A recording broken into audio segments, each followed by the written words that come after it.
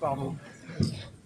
Si épais que soit le cuir, si important que soit l'armure dont on s'est doté dans la vie, il est certain de l'agression permanente dont je fais l'objet, et qui actuellement trouve à se distraire en trouvant d'autres cibles, c'est-à-dire en persécutant de toutes les manières possibles les députés insoumis, les militants et militantes insoumises, et je dis militantes parce que quand un homme prend un, une femme prend 5, en Vigny.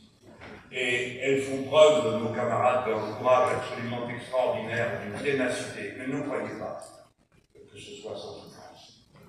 On ne se fait pas traiter de cette manière sans qu'un jour ou l'autre, il arrive qu'on fléchisse, qu'on se demande comment on va tenir. Moi, j'ai la chance de pouvoir recharger ma batterie auprès de vous.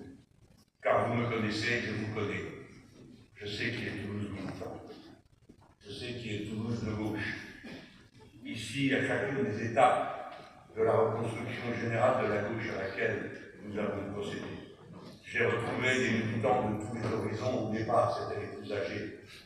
Et il y a ici les cheveux blancs de cette lutte interminable qui sont là. C'était des communistes, des trotskistes, des socialistes qui étaient restés socialistes en dépit de toutes les trahisons qu'on leur avait fait subir, les militants des quartiers, et à chaque étape, sans arrêt, parce que nous avons été disciplinés, parce que nous avons été opiniâtres, nous avons progressé, nous avons avancé. Et nous autres, qui avions l'honneur de marcher en tête, nous avons fait le travail qui était attendu de nous, non pas répéter bêtement tout le temps les mêmes catéchismes, les mêmes formules, agiter les mêmes peurs en espérant que la gauche, comme un troupeau affolé, se regrouperait, la peur de l'extrême droite, peur de ceci, peur de cela, sans mot d'ordre, sans programme, sans perspective. La peur ne nous mènerait nulle part. Nous ne sommes pas le parti de la peur. Nous sommes le mouvement d'un idéal, d'une idée que l'ordre du monde appelle. Dorénavant,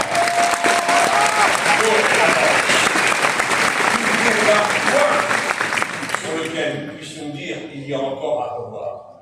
Nous avons rebrassé